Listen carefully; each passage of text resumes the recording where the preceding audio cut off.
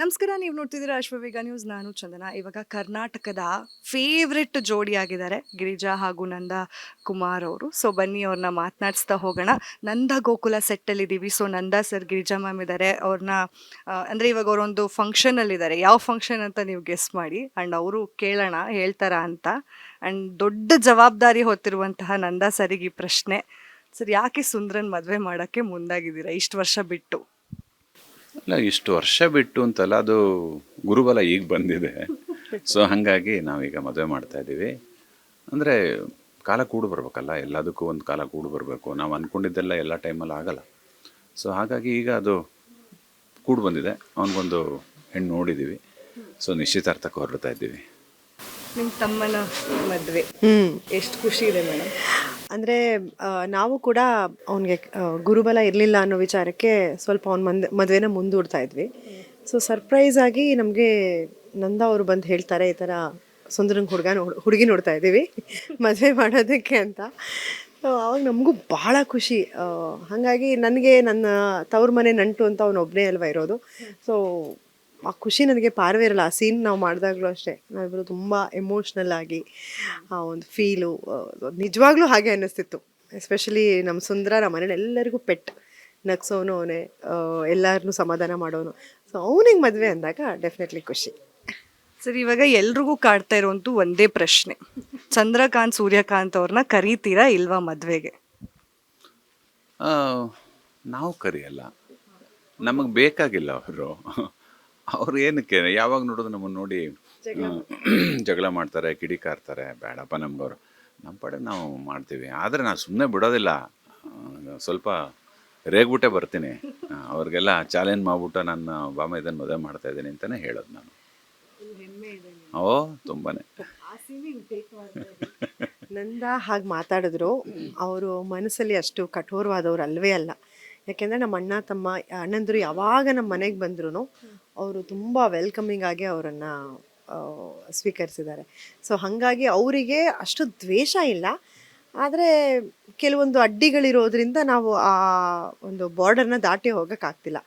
But ನಮ್ಮ ಅಣ್ಣ ಸೂರ್ಯಕಾಂತ್ ಚಂದ್ರಕಾಂತ್ ಸುಂದ್ರನ್ ಮದುವೆಗೆ ಬಂದರೆ ನಿಜವಾಗ್ಲೂ ಅದಕ್ಕಿಂತ ಖುಷಿ ನಮ್ಗೆ ಇನ್ನೊಂದಿರೋದಿಲ್ಲ. ಗಿರಿಜಾ ಕರಿಯವ್ರು ಯಾರು ನಿಮ್ಮಣ್ಣನ? ನಾನಂತೂ ಕರೆಯಲ್ಲ, ಬೇಕಾದ್ರೆ ನೀ ಕರ್ಕೊಂಬ. ನನಗೆ ಇಲ್ಲ, ನಾನು ಅದಕ್ಕೆ ಅಡ್ಡಿಪಡಿಸಲ್ಲ. ಯಾಕೆಂದ್ರೆ ತವ್ರ ಮನೆದು ಲಿಂಕ್ ಅದು. ನಾನು ಯಾವಾಗಲೂ ಹೇಳೋದೇನು ಅಂದರೆ, ಯಾವಾಗಲೂ ಗಿರಿಜಂಗೆ ಒಂದು ನೋವಿದೆ, ಆ ಅಪ್ಪ ಅಮ್ಮನ ಆಶೀರ್ವಾದ ಸಿಗಲಿಲ್ಲ, ಅಣ್ಣನ ಆಶೀರ್ವಾದ ಮಾಡಲಿಲ್ಲ ಮದುವೆ ಟೈಮಲ್ಲಿ ಅಂತ. ಹಾಗಾಗಿ ನಾನು ಗಿರಿಜನ್ ಫೇವರ್ ಆಗೇ ಇದ್ದೀನಿ ಆ ವಿಚಾರದಲ್ಲಿ. ಹೌದು, ಒಂದು ಹೆಣ್ಣಿಗೆ ಬೇಕಾಗಿದೆ ಅಂತ ಪ್ರೀತಿ, ಮನೆ ತವ್ರ ಮನೆ ಪ್ರೀತಿ ಸಿಕ್ಕಿಲ್ಲ ಅನ್ನೋದು. ಹಾಗಾಗಿ ಯಾವುದೇ ಕಾರಣಕ್ಕೂ ಗಿರಿಜನ್ಗೆ ಆ ಮನೆಗೆ ಹೋಗಬಾರ್ದು ಅಂತ ಹೇಳ್ತೇನೆ ಹೊರತು ಗಿರಿಜಾ ಕರಿಬೋದು. ಮೊನ್ನೆನೂ ಅಮ್ಮನಿಗೆ ಹುಷಾರಿರಲಿಲ್ಲ ಅಂತ ಹೇಳ್ದೆ ಕೇಳ್ದೆ ಆಸ್ಪತ್ರೆಗೆ ಹೋಗ್ಬಿಟ್ಟಿದ್ದೆ. ಸೊ ವಿಷಯ ಗೊತ್ತಾದಾಗ ಎಲ್ಲಿ ಮನೇಲಿ ರಣರಂಗ ಆಗುತ್ತೋ ಅಂದ್ಕೊಂಡ್ವಿ. ಇಲ್ಲ, ಅವರು ಒಂದು ಹೆಣ್ಣಿನ ಮನಸ್ಸನ್ನು, ಆ ಹೆಣ್ಣಿಗೆ ತವ್ರ ಮನೆ ಜೊತೆ ಇರೋ ಒಂದು ಬಾಂಧವ್ಯನ ಚೆನ್ನಾಗಿ ಅರ್ಥ ಮಾಡ್ಕೊಂಡಿದ್ದಾರೆ. ಸೊ ಅವೆಲ್ಲ ಅರ್ಥ ಆಗಿಬಿಟ್ರೆ ಪ್ರಾಬ್ಲಿ ಮನೆಗಳಲ್ಲಿ ಬೇರೆ ಏನೂ ಜಗಳಕ್ಕೆ ಆಸ್ಪದನೇ ಇರಲ್ಲ ಅಲ್ವಾ. ನಿಮ್ಮಿಬ್ರಿಗೂ ಒಂದು ಡಿಫಿಕಲ್ಟ್ ಕ್ವೆಶನ್. ನಿಮಗೆ ಯಾರು ಫೇವ್ರೆಟ್ ಸೊಸೆ? ನನಗೆ ಮೂರುವೆ. ನಾನು ಒಂಥರ ಶಿವ ಇದ್ದಂಗೆ, ಮುಕ್ಕಣ್ಣ ನಾನು. 1 2 3 ಕಣ್ಣು. ನಂಗೆ 3 ಸೊಸರು ಇಂಪಾರ್ಟೆಂಟು. ಹಂಗೆ ಆಗೋದೇ ಇಲ್ಲ. ಯಾಕೆ ಅಂತಂದರೆ ಒಬ್ಬೊಬ್ರದ್ದು ಒಂದೊಂದು ಥರ ಕ್ಯಾರೆಕ್ಟರೈಸೇಷನ್ ಇದೆ ಅಲ್ಲಿ. ಒಬ್ಬಳು ತುಂಬ ಮನೆ ಬಿಟ್ಟು ಹೋಗದೆ ಮನೆಯಲ್ಲೇ ಅಡುಗೆ ಕೆಲಸ ಮಾಡ್ಕೊಂಡು ಹೋಗುವಂಥ ಪ್ರಿಯ ಇರ್ಬೋದು. ಎಲ್ಲ ಸಮಸ್ಯೆಗಳು ಬಂದಾಗ ಅದನ್ನು ತೂಗಿಸ್ಕೊಂಡು ಹೋಗುವಂಥ ಮೀನ ಇರ್ಬೋದು. ಎಲ್ಲರ ಜೊತೆನೂ ಬಾಂಧವ್ಯ ಬೆಳೆಸ್ಕೊಂಡು ಇನ್ನು ನಮ್ಮ ಪ್ರೀತಿಗೋಸ್ಕರ ಹಾತೊರೆದು ಈಗ ನಮ್ಮ ಜೊತೆ ಒಂದಾಗಿರೋ ಅಮೂಲ್ಯ ಇರ್ಬೋದು. ಸೊ ಡಿಫ್ರೆನ್ಷಿಯೇಟ್ ಮಾಡೋದೇ ಇಲ್ಲ. ನಂದನ್ಗೆ ಅದು ಗೊತ್ತೇ ಇಲ್ಲ, ಅದೇ ಸಮಸ್ಯೆ. ಓಕೆ, ನಾನೊಂದು ಉತ್ತರ ಹೇಳ್ತೀನಿ, ಬಟ್ ಅದಾದಮೇಲೆ ನೀವು ಇನ್ನೊಂದು ಪ್ರಶ್ನೆ ಕೇಳಬಾರ್ದು. ನನಗೆ ನನ್ನ 3 ಗಂಡು ಮಕ್ಕಳು ತುಂಬ ಇಷ್ಟ. ಹಾಗಾಗಿ ಅವ್ರು ಆಯ್ಕೆ ಮಾಡ್ಕೊಂಡಿರೋ ಹೆಣ್ಮಕ್ಳು ಇಷ್ಟನೇ. ಅಂದರೆ ಇವಾಗ 3 ಜನ ಸೊಸೆಂದ್ರು. 3 ಜನ ಸೊಸೆಂದ್ರಲ್ಲಿ ಮೀನಾ ಅಮೂಲ್ಯ ಸಿಕ್ಕಾಪಟ್ಟೆ ಕ್ಲೋಸು. ಈ ಕಡೆ ಪ್ರಿಯಾ ಅವ್ರಿಗೆ ಸ್ವಲ್ಪ ಕ್ಲಾಶಸ್ ಆಗ್ತದೆ. ನಿಮಗೆ ಗೊತ್ತಿಲ್ಲ ಸರ್, ಇವ್ರಿಗೆ ಮಾತ್ರ ಕ್ವಶನ್. ಸೊ ಹೆಂಗೆ ಸಂಭಾಳಿಸ್ತೀರಾ ನೀವು ಈ 3 ಜನ ಸೊಸೆನ? ಒಬ್ಬ ಅತ್ತೆ ಆಗಿ ಫುಲ್ ಸ್ಟ್ರಿಕ್ಟ್ ಆಗಿರಬೇಕು ಅಂತದ್ರಲ್ಲಿ ನೀವು ತುಂಬ ಸಾಫ್ಟಾಗಿ ಹ್ಯಾಂಡಲ್ ನೋಡ್ತಾ ಇದ್ದೀರಾ ಅಲ್ವಾ, 3 ಜನನ ನಾನು ಸಂಭಾಳಿಸ್ತಾ ಇದ್ದೀನ, ನನ್ನನ್ನು ಕೂಡ 3 ಜನ ಸಂಭಾಳಿಸ್ತಾ ಇದ್ದಾರಾ? ಮಾತಿದ್ರೆ ಅತ್ತೆ ಅತ್ತೆ ಅತ್ತೆ ಅಂತ ಅವರೇ ನನ್ನ ಇದೇ ಸೊಸೆ ಅವ್ರು 3 ಜನ ಹತ್ತಿರಾಗ್ಬಿಟ್ಟಿದ್ದಾರೆ. ಅದರಲ್ಲೂ ಮೀನಾ ಅವರು ಜಾಸ್ತಿ ಇದ್ದಾರೆ. ಅಲ್ವಾ ನಿಮಗೂ ನನ್ಗೆ ಗೊತ್ತಾಗೋಯ್ತಾ? ಅವರೇ ಅತ್ತೆ ಅನ್ನಿಸ್ತಾರೆ. ಹೌದಾ, ಬರ್ಲಿ ಇರು, ಇವತ್ತು ಅವಳನ್ನೊಂದು ವಿಚಾರಿಸ್ಕೊತೀನಿ. ಜನ ಎಲ್ಲ ನನ್ನ ಹಿಂಗೆ ಆಡ್ಕೊಂಡು ತಿರುಗ್ತಾ ಇದ್ದಾರೆ, ಇನ್ಮೇಲೆ ಆದರೂ ಭಯ ಭಕ್ತಿಯಿಂದ ಇರು ಅಂತ ಹೇಳ್ತೀನಿ. ಗಿರಿಜಾ ಅದೇ ಅಂತಿದ್ದಾರೆ. ಮೀನಾ ಇಲ್ಲ, ಹೌದಾ, ಹಂಗೆ ಹೇಳಿದ್ನಾ? ನನ್ನ ನಿಜವಾದ ನೇಚರ್ ಆಚೆ ಬಂದ್ಬಿಡ್ತಾ? ಸರ್, ಇನ್ನು ವಲ್ಲಭ ಅವ್ರಿಗೆ ಯಾಕೆ ನೀವು ಅಷ್ಟು ಪ್ರೀತಿ ಕೊಡದೆ ಫುಲ್ ಅಂದರೆ ಪ್ರೀತಿ ಕೊಡ್ತಿದ್ದೀರಾ ಮನಸ್ಸಲ್ಲಿ, ಆ್ಯಂಡ್ ಅವ್ರಿಗೆ ಯಾಕೆ ಅಷ್ಟು ಸ್ಟ್ರಿಕ್ಟ್ ಆಗಿದ್ದೀರಾ ಅಂತ ಕಮೆಂಟ್ಸ್ ಮಾಡ್ತಾ ಇದ್ದಾರೆ ಜನ. ಒಬ್ಬನೇ ನನ್ನ ಮಾತು ಕೇಳಲ್ಲ ಅಂದರೆ ಅವನು ಮಾಡೋದು ಒಳ್ಳೆ ಕೆಲಸನೇ, ಆದರೆ ನನಗೆ ಹೇಳ್ದೆ ಮಾಡ್ತಾನಲ್ಲ, ಅದಕ್ಕೆ ನನಗೆ ಕೋಪ ಜಾಸ್ತಿ. ನನಗೆಲ್ಲೋ ಒಂದು ಕಡೆ ಸಣ್ಣದಾಗಿ ಈಗೂ ಹರ್ಟ್ ಆಗುತ್ತೆ, ಅಪ್ಪ ಅನ್ನಿಸ್ಕೊಂಡು ಅವನಿಗೆ ಹೇಳ್ದೆ ಮಾಡ್ತಾನಲ್ಲ ಅಂತ.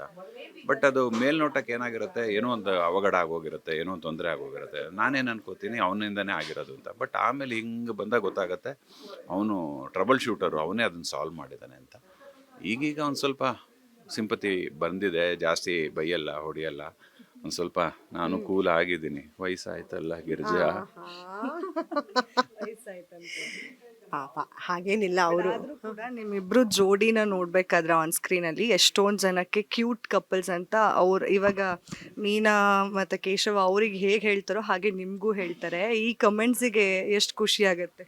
ಹೌದು, ನಿಜವಾಗ್ಲೂ ಅಂದರೆ ಆ ಪಾತ್ರಕ್ಕೆ ನಾವು ನಿಜವಾಗ್ಲೂ ಆ ನ್ಯಾಯ ಒದಗಿಸಿದ್ವಾ, ಆಮೇಲೆ ಜನ ನಮ್ಮನ್ನು ಆ ಪಾತ್ರವಾಗಿ ಆಕ್ಸೆಪ್ಟ್ ಮಾಡಿದಾಗ ಖುಷಿ ಆಗುತ್ತೆ ಒಂದು. ಮತ್ತು ನಮ್ಮ ಡೈರೆಕ್ಟರ್ ಶ್ರವಂತು ಅಷ್ಟೇ, ಇಲ್ಲಿ ಎಷ್ಟೊಂದು ಕಪಲ್ಸ್ ಇದ್ದಾರೆ. ಪ್ರಾಬ್ಲಿ ನೀವು ನೋಡಿದ್ರೆ ಮನೇಲಿ 4 ಕಪಲ್ಸ್ ಇದ್ದಾರೆ. ಸೊ ಎಲ್ಲರಿಗೂ ವಿಭಿನ್ನವಾಗಿ ಅದನ್ನು ಸೆಗ್ರಿಗೇಟ್ ಮಾಡಿದ್ದಾರೆ. ನಮ್ಮಿಬ್ಬರ ಒಂದು ವೈಶಿಷ್ಟ್ಯತೆ ಏನೋ ತುಂಬ ಗಂಭೀರವಾಗಿದೆ, ಆ್ಯಂಡ್ ಸೂಕ್ಷ್ಮಾತಿ ಸೂಕ್ಷ್ಮಗಳನ್ನ ಈ ಕಪಲ್ ಮೂಲಕ ತೋರಿಸಿದಾರಲ್ವ. ಮನೇಲಿ ಅದು ತುಂಬ ಮುಖ್ಯ ಅಲ್ವಾ. ಸೊ ಅದು ನನಗೆ ಆ ಒಂದು ಸೆನ್ಸಿಟಿವಿಟಿನ ನಾವು ಮಾತಾಡೋದು ಅದು ನನಗಿಷ್ಟ ಆಗುತ್ತೆ. ಆ್ಯಂಡ್ ನೀವು ಬಳೆ ಕೊಡಿಸೋದು, ಹೂವು ಮುಡಿಸೋದು, ಅದೆಲ್ಲ ಸೀನ್ಸು ಸಿಕ್ಕಾಪಟ್ಟೆ ವೈರಲ್ ಆಗಿದೆ ಸೋಷಿಯಲ್ ಮೀಡಿಯಾದಲ್ಲಿ. ಅಲ್ಲ, ಅದು ಪ್ರೀವಿಯಸ್ ಒಂದು ಲೈನ್ ಇವ್ರು ಹೇಳಿದ್ದಕ್ಕೆ ನಾನು ಸೇರಿಸ್ತೀನಿ. ಬಹುತೇಕ ಕುಟುಂಬಗಳು ಇತ್ತೀಚೆಗೆ ಎಲ್ಲ ಮೈಕ್ರೋ ಫ್ಯಾಮಿಲಿ ಆಗೋಗಿದೆ. ಎಲ್ಲರೂ ಬೇರೆ ಬೇರೆ ಅಪ್ಪ ಅಮ್ಮನ ಬಿಟ್ಟು ಬೇರೆ ಮಕ್ಕಳು ಬೇರೆ ಆಗೋಗಿದ್ದಾರೆ. ಆದರೆ ಎಲ್ಲರ ಮನಸ್ಸಲ್ಲೂ ಎಲ್ಲೋ ಒಂದು ಕಡೆ ಇವತ್ತು ಅಪ್ಪ ಅಮ್ಮನ ಬಿಟ್ಟು ಹೋದವನು ಅವ್ನು ನಾಳೆ ಅವನ ಅಪ್ಪ ಆಗಿ ಅವನ ಮಕ್ಕಳು ಬಂದು ಅವ್ನಿಗೆ ಆವಾಗ ಟೈಮಲ್ಲಿ ಫೀಲ್ ಆಗಿರುತ್ತೆ, ನಾನು ಹೋಗಬಾರ್ದಿತ್ತು ಅಪ್ಪನ ಬಿಟ್ಟು ಅಂಥ ಒಂದು ಜನ್ರೇಷನ್ನು ಇದೆ. ಈಗ ಅವ್ರಿಗೆ ಜಾಯಿಂಟ್ ಫ್ಯಾಮಿಲಿ ವ್ಯಾಲ್ಯೂಸ್ ಗೊತ್ತಾಗ್ತಾ ಇದೆ ಎಲ್ಲರ ಮನೆಯಲ್ಲೂ ದೋಸೆ ತೂತೆ. ಆದರೆ ಅದನ್ನು ಹೇಗೆ ಬ್ಯಾಲೆನ್ಸ್ ಮಾಡ್ಕೊಂಡು ಹೋಗಬೇಕು ಅನ್ನೋದನ್ನು ನಾವು ಇಲ್ಲಿ ತೋರಿಸ್ತಾ ಇದ್ದೀವಿ. ಸೊ ಹಾಗಾಗಿ ಈ ಒಂದು ಕತೆ, ಇದರಲ್ಲಿರೋ ಒಂದು ಜಿಸ್ಟು ಜನಕ್ಕೆ ಇಷ್ಟ ಆಗಿ ಇವತ್ತು ನಂದಗೋಕುಲ ನಂಬರ್ 1 ಆಗಿರೋದು. ನಾವು ಪಾತ್ರಧಾರಿಗಳು ಗಿರಿಜಾ ಹೇಳ್ದಂಗೆ ನ್ಯಾಯ ಅಂತೂ ಒದಗಿಸ್ತಾ ಇದ್ದೀವಿ ಅಂತ ಅನ್ಕೋತೀನಿ, ಗೊತ್ತಿಲ್ಲ. ಆದರೆ ಜನ ನಮ್ಮನ್ನು ಅಕ್ಸೆಪ್ಟ್ ಮಾಡಿದ್ದಾರೆ ಅಂದರೆ ನಿನ್ನೆ ಒಂದು ಸೀನ್ ನಡೀತಾ ಇತ್ತು, ಅದರಲ್ಲಿ ನಂದೊಂದು 2-3 ಎಮೋಷನ್ ಲೈನ್ ಇತ್ತು. ನಾನು ಹೇಳ್ಬೇಕಾದ್ರೆ ನನ್ನ ಕಣ್ಣಲ್ಲಿ ನೀರು ಬರ್ತಾ ಇತ್ತು. ಎದುರುಗಡೆ ಆಡಿಯನ್ಸ್ಗೂ ಜಾಗದಲ್ಲಿ ಒಬ್ಬರು ಕೂತಿದ್ರು. ಅವ್ರು ಯಾರೂ ಅಲ್ಲ, ನಮ್ಮ ಹೇರ್ ಡ್ರೆಸ್ಸರು. ಅವ್ರು ಅಳ್ತಾ ಇದ್ರು. ಅವರು ಶೂಟಿಂಗ್ ಟೈಮಲ್ಲೇ ಅವ್ರು ಅಳ್ತಾ ಇದ್ರು, ಅಷ್ಟು ಕನೆಕ್ಟ್ ಆಗ್ಬಿಟ್ಟಿರ್ತಾರೆ ಜನ. ಸೊ ಇವತ್ತು ನಂದಗೋಕುಲ ಸೊಸೈಟಿಗೆ ಏನು ಹೇಳಕ್ಕೆ ಹೊರಟಿದೆ ಅಂದರೆ ಮೈಕ್ರೋ ಫ್ಯಾಮಿಲಿ ಎಲ್ಲ ಕಂಡ್ರು, ಜಾಯಿಂಟ್ ಫ್ಯಾಮಿಲಿನೇ ಚಂದ. ಅದು ಒಬ್ರಿಗೊಬ್ರು ಎಲ್ಲ ಹೊಂದಾಣಿಕೆ ಮಾಡ್ಕೊಂಡು ಹೋದರೆ ಸಂಬಂಧಗಳು ಕುಟುಂಬ ಚೆನ್ನಾಗಿರುತ್ತೆ ಅನ್ನೋದು. ಸೊ ನಾವು ಜನರು ನಾಡಿ ಮಿಡಿತವನ್ನು ಹಿಡಿದಿದ್ದೀವಿ ಅಂತ ಅನ್ಕೊತೀನಿ. ಕಲರ್ಸ್ ಕನ್ನಡ ಮತ್ತು ನಮ್ಮ ಶ್ರವಂತು ದೇ ಆರ್ ಟ್ರೈಯಿಂಗ್ ಹಾರ್ಡ್. ಇನ್ನೊಂದು ಸ್ವಲ್ಪ ವಿ ಆರ್ ಡೂಯಿಂಗ್ ವೆಲ್. ಹೇಳಿ, ಬಳೆ ಹೂವು ಅದ್ರ ಬಗ್ಗೆ ಹೇಳಿ. ಜನ ತುಂಬಾ ಕಾಯ್ತಾ ಇರೋದು ಏನು ಬೇಕೀಗ, ಇಷ್ಟು ರೊಮ್ಯಾನ್ಸ್ ಇದೆ ಈ ವಯಸ್ಸಲ್ಲೂ ಅಂತ. ರೊಮ್ಯಾಂಟಿಕ್ ಆಂಗಲ್ ಇದೆ.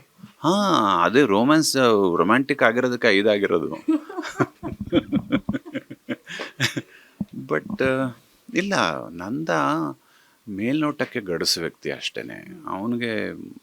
ಅವನದೇ ಆದಂಥ ಭಾವನೆಗಳಿದೆ. ಅದನ್ನು ವ್ಯಕ್ತಪಡಿಸೋ ಟೈಮಲ್ಲಿ ಅವನಿಗೇನೆಂದರೆ ಮಕ್ಕಳ ಮುಂದೆ ಅಪ್ಪ ಸಣ್ಣವನಾಗಬಾರ್ದು ಅನ್ನೋದು ಒಂದಿರುತ್ತೆ. ಹಾಗಾಗಿ ಹೆಚ್ಚು ಅದನ್ನು ತೋರ್ಪಡಿಸಿಲ್ಲ. ಅದಕ್ಕೆ ಅವನು ಎಲ್ಲೋ ದೇವಸ್ಥಾನಕ್ಕೆ ಕರ್ಕೊಂಡು ಹೋದಾಗ ಬಳೆ ಕೊಡಿಸೋದು, ಬಳೆ ತೋರಿಸೋದು ಎಲ್ಲ ಮಾಡಿರೋವಂಥದ್ದು. ಈಗ ಒಂದು ಸೀನಲ್ಲಿ ಒಂದು ಸ್ವಲ್ಪ ಓಪನ್ ಆಗಿ ಬಳೆ ತೋರಿಸುವಂಥದ್ದು, ಅದರಲ್ಲಿ ಗಿರಿಜಾ ನಾಚ್ಕೊಂಡು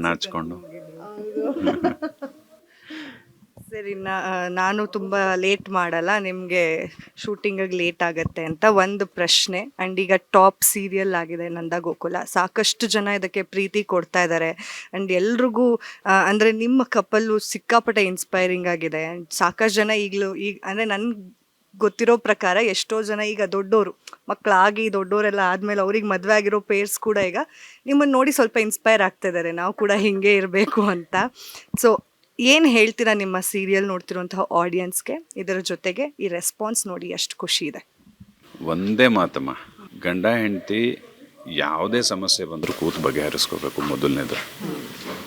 ಎರಡನೇದು, ಸಮಯಕ್ಕೆ ಆ ಕ್ಷಣಕ್ಕೆ ನಮಗೆ ಅದು ಅಭಿಪ್ರಾಯ ಬೇರೆ ಇದ್ರೂ, ಭಿನ್ನಾಭಿಪ್ರಾಯ ಇದ್ದರೂ ಕೂಡ ಯಾರಾದರೂ ಒಬ್ಬರು ತಕ್ಷಣಕ್ಕೆ ಹಾಂ ಅನ್ಬೇಕು, ಆವಾಗ ಎಲ್ಲ ಸರಿ ಹೋಗುತ್ತೆ. ಭಾಳಷ್ಟು ಕಡೆ ಏನಾಗುತ್ತೆ ಅಂದರೆ ಈಗೋ ಕಾನ್ಫ್ಲಿಕ್ಟು, ಗಂಡ ಹೆಂಡ್ತಿರ ಮಧ್ಯೆ ನಾನು ಯಾಕೆ ಒಪ್ಕೋಬೇಕು, ನಾನು ಯಾಕೆ ಇದು ಮಾಡಬೇಕು ಅಂತ. ಅದಾಗಬಾರ್ದು. ಅದಾಗದೇ ಇದ್ದರೆ ಎಲ್ಲ ಕುಟುಂಬಗಳು ಚೆನ್ನಾಗಿರುತ್ತೆ ಅನ್ನೋದು ನನ್ನ ಅಭಿಪ್ರಾಯ. ಅದೇ ಅವ್ರು ಹೇಳ್ದಾಗೇನೆ ನಾವು ಇವಾಗೊಂದು ಎಂಟರ್ಟೈನ್ಮೆಂಟ್ ಕೋಶನ್ ಅಂತ ಬಂದಾಗ ಬರೀ ಜನರನ್ನ ಎಂಟರ್ಟೈನ್ಮೆಂಟ್ ಮಾಡೋದಕ್ಕಿಂತ ನಮ್ಮದು ಒಂದು ಜವಾಬ್ದಾರಿ ಇರುತ್ತೆ. ನೀವು ಹೇಳ್ದಾಗೆ ಎಷ್ಟೋ ಜನ ಇದನ್ನು ನೋಡಿ ಕಲಿತಾ ಇದ್ದಾರೆ ಅಂದರೆ ನಿಜವಾಗಿಯೂ ಬಹಳ ಖುಷಿ ಆಗುತ್ತೆ. ಯಾಕೆಂದರೆ ಇಂಥ ವಿಚಾರಗಳು ಮನೆಯಲ್ಲಿ ಇಂಥ ಡೆವಲಪ್ಮೆಂಟ್ಸ್ ಬಂದಾಗ ಪ್ರತಿಯೊಂದು ಮನೆಯೂ ನಂದಗೋಕುಲ ಆಗುತ್ತೆ. ಅವ್ರು ಹೇಳ್ದಾಗೆ ಗಂಡನ್ನ ಸ್ವಲ್ಪ ಹೆಂಡತಿ ಅರ್ಥ ಮಾಡ್ಕೊಂಡು, ಹೆಂಡತಿನ ಗಂಡ ಅರ್ಥ ಮಾಡ್ಕೊಂಡ್ರೆ ಪ್ರತಿಯೊಂದು ಮನೆಯೂ ನಂದಗೋಕುಲನೇ. ಸೊ ಹೀಗೆ ನಾವು ಮಾಡ್ತಿರೋ ತಪ್ಪುಗಳನ್ನ ತಿದ್ದುಕೊಂಡು ಎಲ್ಲರ ಮನೆ ನಂದಗೋಕುಲವಾಗಲಿ ಅನ್ನೋದೇ ನಮ್ಮ ಆಶಯ ಕೂಡ.